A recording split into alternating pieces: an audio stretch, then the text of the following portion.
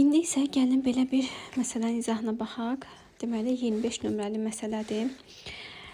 Başlanğıc sayı 4 olan bakteriyalar maksimum sürətlə bölünərək sayı 64 dəfə artıb. Bu zaman əmələ gələn nəsil sayı, bölünməyə məruz qalan fərd sayı və üçüncü bölünməyə məruz qalan fərdlərin sayı neçə olar?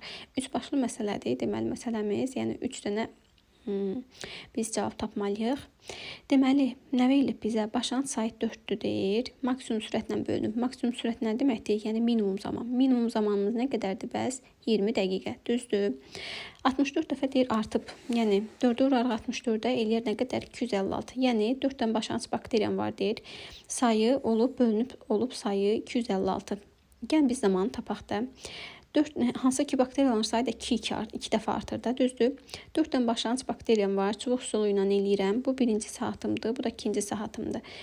2 dəfə artır sayı olur 8. Sonra 2 dəfə artır 16, 2 dəfə artır 32, 64, 128, 256. Deməli, mənim bakteriyalarımın bölünməsinə nə qədər vaxt sərf olunub? 2 saat vaxt sərf olunub. Hansı ki, neçədən nəsil əmələ gəlibdir? Nəsil sayı, bax bu deyirdim ki, nədir? Üfüqi xətlərdir də, düzdür. 3'ü buradadır, 3'ü də burada. Deməli 6 dənə nəsil əmələ gəlib. Sonra nədir? Sonra deyir ki, bölünməyə məruz qalan fərd sayı. Bölünməyə məruz qalan fərdlərin sayını necə tapırdıq?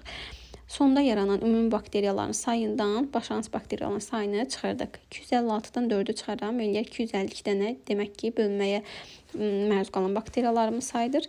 Sonra deyir ki, 3-cü bölünməyə məruz qalan fərdlərin sayı neçə olar? 3-cü bölünməyə məruz qalan fərdlər hansıdır? Deyirdik ki, bölünməyə məruz qalan neçənci bölünməni soruşursa, həmişə birincidən başlayırıq. Birinci bölünməyə məruz qalan fərdlər 4, ikinci bölünməyə məruz qalan fərdlərin sayı 8, üçüncü bölünməyə məruz qalan fərdlərin sayı isə 16-dır. Ancaq bizə desəydi, üçüncü bölünmədən əmələ gələn fərdlərin sayı o zaman olardı 32. Üçüncü bölünmə budur, bundan əmələ gələn deyirsə 32-dir, ancaq üçüncü bölünmənin özü isə 16-dır. Aydındırmı? Aha.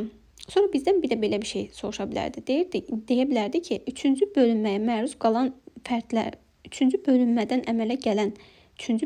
əmələ gələn bakteriyalardan birinin neçə fərdi iştirak edib? Bax, burada 4 bakteriyadır əslində. 32-yə hansı ki 4'ü iştirak edibsə 32 bakteriya. 3-cü bölünmədən əmələ gələn bakteriya 32 deyilmi?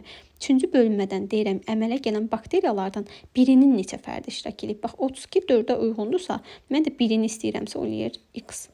X-a bərabər də eləyər 8. Aydındırmı?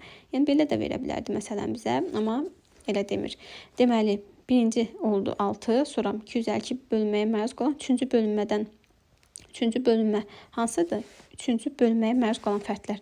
3-cü bölünməyə məruz qalan fərdlərim də elədi 16. Doğru cavabımız edəcək A variantı.